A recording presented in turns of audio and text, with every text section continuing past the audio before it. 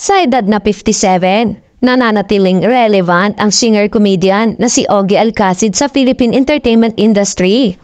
Ni minsan, hindi umano siya nawala sa sirkulasyon mula nang magkumpisa ang kanyang showbiz career noong dekada 80. Nagsimula si Ogie bilang singer at marami sa kanyang mga kanta ang kinangkilik ng publiko.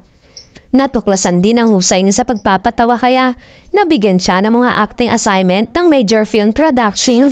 Maraming mga bata ngayon who are in their late 20s na nagsasabi, "Of course, we know him. He's that funny guy. Siya yung yaya ni Angelina.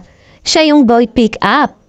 Naniniwala din si Ogie na malaki ang naitulong ng It's Showtime para makilala siya ng gusto ng publiko at ng mga kabataan.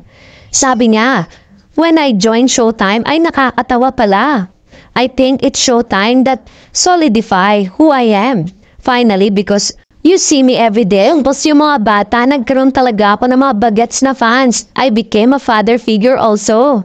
I think it's Showtime that kinda put things together.